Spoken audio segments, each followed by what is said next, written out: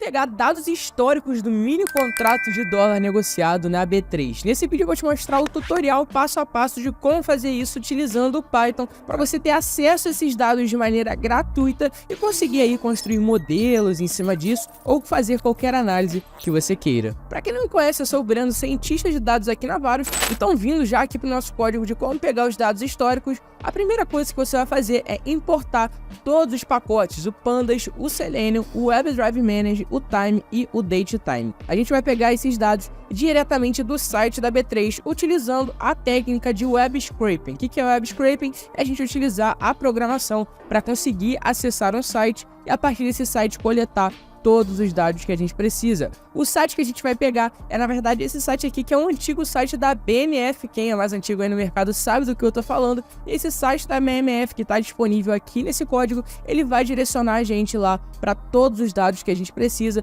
tanto de mini índice, mas a gente vai encontrar outras mercadorias aqui também, como o próprio mini dólar, que é o nosso tema aqui do vídeo, né? Então você vai encontrar dados de mini índice, mini dólar, câmbio, como você tá vendo aqui, ó, contratos futuros de boi, essas coisas estão todas aqui, e você vai escolher primeiro a data que você quer puxar esse dado e depois a mercadoria. Então, se a gente quiser pegar aqui do dia 12/4 de 2021, por exemplo, e pegar aqui o dado do dólar, que é o foco do nosso vídeo, a gente pode vir aqui para baixo e vai pegar, né, o WDO, que é o nosso contrato de mini dólar. Se a gente vier aqui, ó, ele vai devolver pra gente essas tabelas com o preço médio, preço de abertura, preço máximo. Então, todos os dados vão estar disponíveis aqui. A única coisa que você precisa fazer é enviar para o Python qual é a data necessária, e aí você vai fazendo um loop ali em todas as datas para conseguir fazer a construção da base histórica. Então vamos voltar para o nosso código aqui, e eu já vou deixar o recado no início do vídeo também, que aqui embaixo esse código está disponível no link aqui da descrição. Então, se você quiser baixar esse código, em vez de ficar aí codando só vendo o vídeo, você pode baixar o código pronto aqui na descrição, beleza? Essa é uma ótima hora para falar da minha formação de Python para finanças, o Código Py, que conta com mais de 270 aulas que partem do absoluto zero, desde instalar a linguagem de programação no seu computador, até você aprender a criar modelos de investimento lucrativos do zero, tendo acesso às minhas bibliotecas de backtest proprietárias, tanto de análise técnica quanto de análise fundamentalista. Além da parte de modelagem financeira, você vai aprender sobre inteligência artificial e vai encontrar diversos cursos extras de AWS, GitHub, banco de dados com SQL, tudo incluso na formação. É a formação perfeita para você parar de se basear em achismo e começar a investir em evidências. Se você quiser saber mais sobre a formação, dá uma olhada aqui na descrição do vídeo. Dentro dos pacotes que a gente vai utilizar aqui, já vou rodar a nossa primeira célula. O Pandas é para análise de dados, né? O Selenium e o WebDrive Manager são dois pacotes que a gente vai utilizar para justamente fazer a coleta de dados em sites. O Time é um pacote para a gente conseguir ali congelar o nosso código por alguns segundos. Geralmente eu utilizo isso principalmente para carregar a página. Então, se o carregamento tá lento, eu tenho que dar uma congelada no código, senão o Python é mais rápido que a minha internet. E o DateTime para a gente fazer algumas conversões de datas. A primeira coisa que a gente vai fazer é criar o nosso driver com o webdriver.chrome. Então eu estou utilizando aqui o Google Chrome para colocar o nosso site, para entrar no nosso site, o nosso robozinho no Python. Então vai abrir o Google Chrome e vai digitar depois a nossa URL aqui com os dados que a gente quer extrair. Então, a partir do momento que a gente roda essa linha aqui de código, ele automaticamente cria o nosso robozinho, ó, e o nosso robozinho acabou de abrir aqui uma nova aba do Google Chrome, ainda sem nenhum site, né? A gente não digitou nenhum site aqui, não tem problema, mas o próprio Chrome ele até avisa, ó, que está sendo controlado por um software de teste automatizado, ou seja, é um robozinho no Python que está controlando esse navegador. Uma vez que a gente tem aberto o nosso navegador, a gente vai escolher a data do contrato que a gente quer pegar. Então a gente pode pegar do dia 12/4 de 2023, por exemplo. Ah, Breno, eu quero pegar a série histórica, os últimos 20 anos. Basta você fazer um loop de datas, né? Então pega todos os dias úteis aí utilizando o Python e vai mandar uma requisição para todos os dias para pegar os dados de contrato. Você consegue montar uma base histórica de 20 anos do mini contrato de dólar aí nos últimos tempos, tá? Então, nesse caso aqui, eu só vou pegar de um dia, mas você pode pegar de qualquer dia e de quantos dias você quiser. A gente vai trabalhar no escopo mais reduzido, mas, de novo, é muito simples você trabalhar com esse escopo mais amplo, uma vez que você tenha a vontade aí de armazenar esses dados em algum lugar. Então, vou definir aqui a data que eu vou pegar a minha mercadoria e aí depois a gente vai definir a nossa URL. E perceba que a nossa URL, ela tem aqui a data com a data de contrato que a gente definiu aqui em cima. Uma vez que você mude essa data, ele automaticamente vai te devolver a cotação daquele dia na mercadoria que você especificou. E no nosso caso aqui a mercadoria é WDO, que é o mini contrato de dólar, e a data aqui é 12/4/2023. Então, se a gente voltar aqui no nosso sitezinho, ó, a gente pode mudar a URL, inclusive vou pedir para edição aqui, que geralmente não aparece a URL, para colocar a URL aparecendo, a gente pode colocar aqui, mudar a URL, ó, 12/4. Se a gente mudar aqui para 13/4, por exemplo, espero que não seja um final de semana, não é?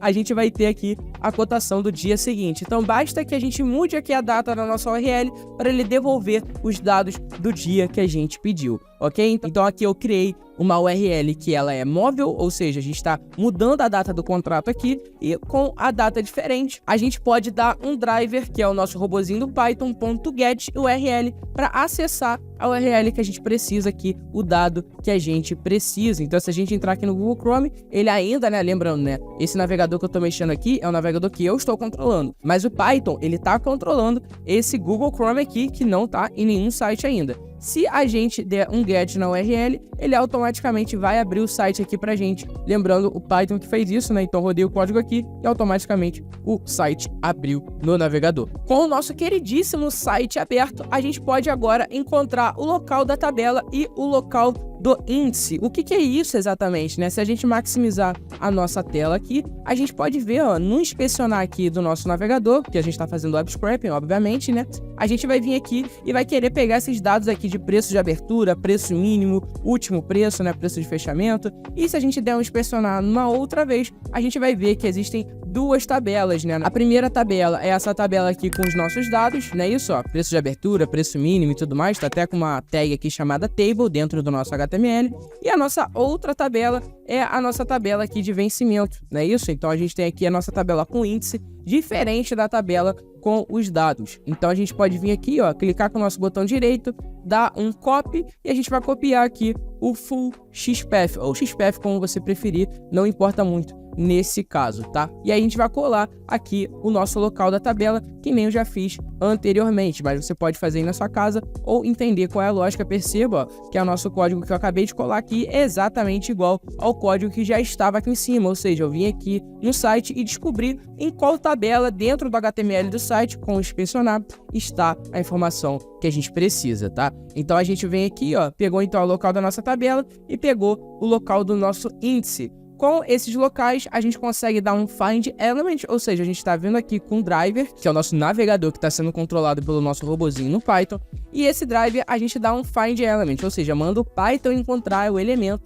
pelo XPath, a gente não acabou de copiar o full XPath, e a gente vai passar tanto o local da tabela quanto o local do índice, vai pegar o HTML dessa tabela, tanto da tabela quanto do índice, e com esse HTML a gente vai dar um PD com pandas read HTML, tanto da tabela quanto do índice, para a gente conseguir extrair essas informações e colocar essas informações dentro do Python para posteriormente fazer alguma análise ou armazenar essa informação dentro de um CSV, qualquer coisa que você queira, dentro de um Excel, enfim, para fazer as análises posteriormente, né? Então vamos rodar aqui o nosso código, a gente vai dar um driver.kit também para fechar o nosso navegador depois que a gente já tenha pego os dados que a gente precisa, no caso aqui tanto a tabela quanto o índice, e agora a nossa variável tabela tá com os dados aqui, que são justamente os dados aqui do nosso site, beleza? Então a gente tem os dados aqui tanto da tabela de fechamento, último preço e tudo mais, quanto o nosso índice também, que vai ser correspondente a quais vencimentos aqueles dados são correspondentes. Agora, né, a gente pegou os dados de site, e quando a gente pega dados de site, esses dados muitas das vezes não vêm tratados, a gente precisa juntar a nossa tabela com o nosso índice e fazer um leve tratamento de dados. Afinal, a gente aqui pegou os dados completamente desestruturados ainda. Então, a primeira coisa que a gente tem que fazer, por exemplo, é colocar a nossa primeira linha do nosso data frame como colunas, né? As colunas aqui estão com números completamente arbitrários. Então, a gente vai definir aqui, ó, que a nossa tabela.columns é igual à nossa primeira linha da tabela. Então, a gente vai ajustar essa primeira linha aqui e jogar lá para cima. Outra coisa que a gente vai fazer também, no meu caso aqui, eu fiz isso, mas você pode fazer diferente na sua casa, é pegar a coluna de ajuste, que foi realmente o fechamento do contrato naquele dia. Então, a única informação que eu peguei foi a questão do ajuste. Se você quiser preço de abertura, preço mínimo, beleza, pode mudar. No meu caso aqui, eu só peguei a coluna de ajuste, retirei a primeira linha, né, porque essa primeira linha não serve mais pra gente, a gente já colocou ela como coluna, não é isso? Fiz esse mesmo tratamento de colocar como coluna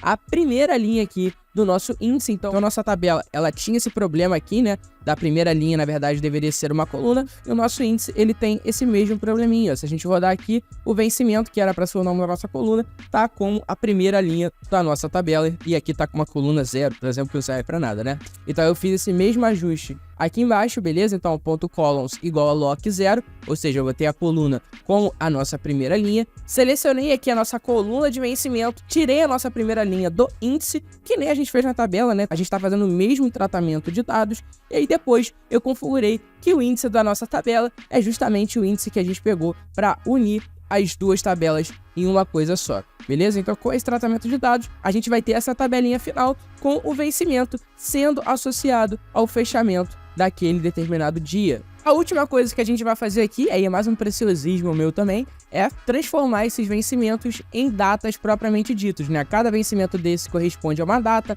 Então a letra K, por exemplo, ela corresponde aqui ao mês de maio, não é isso? Então, ó, janeiro, fevereiro, março, abril, maio, isso mesmo. A letra K corresponde ao mês de maio, a letra M ao mês de junho. Então eu quero associar essa letra aqui e esse ano para virar uma data de fato no Python, ó, e ficar dessa forma aqui, ó, como vocês vão ver agora no final, com a data bonitinho. Então o que eu fiz, né, em vez de ter o vencimento aqui com o código da B3, ter a nossa data bonitinho. Eu criei uma legenda onde cada letrinha é correspondente ao seu mês, dei um for loop no nosso índice, então eu fiz aqui no índice da nossa tabela um for loop, e aí eu mudei a letra e o ano, então eu peguei aqui a letra, achei o mês correspondente à nossa letra, e aí peguei e criei a nossa data aqui, mês e ano, então no nosso caso aqui a primeira vai ser maio 23, transformei essa string, né, porque isso aqui é um texto dentro do Python, em uma data de fato utilizando o nosso pacote datetime, que é um pacote de datas padrão. Então eu vou pegar a nossa string, esse strip time é justamente para transformar uma string, um texto, em uma data no Python. Passei aqui a formatação da nossa data e coloquei aqui a lista de datas para ser o novo índice da nossa tabela. Então a gente tem aqui agora os dados de mini contrato de dólar automaticamente dentro do nosso Python para a gente fazer o que a gente quiser, e a gente pode pegar essas informações de qualquer dia que a gente precise. Se você quiser pegar de uma semana, de 10 anos, de 20 anos, basta utilizar esse site, esse códigozinho, essa lógica de programação, e aí, em vez de pegar de um dia só, você pode colocar aqui todos os dias que você quer dentro de um for loop, armazenar isso dentro de um Excel ou dentro de um banco de dados, o que você acha melhor. O código tá na descrição e deixa aqui embaixo nos comentários se você quer que eu faça mais vídeos sobre como usar o Python para mini dólar, né, ou mini índice, o que seja, como operar esse tipo de coisa, como conectar o Python direto na B3. Então se você quer mais vídeos sobre como utilizar o Python a esse contexto de trade de dólar, trade de índice, comenta aqui embaixo que eu posso fazer mais vídeos sobre como pegar esses dados, como você pode fazer análises, coisas desse tipo. E também não esquece de curtir e se inscrever aqui no canal se você curtiu o conteúdo. Eu espero que você tenha curtido, tamo junto e até o próximo vídeo.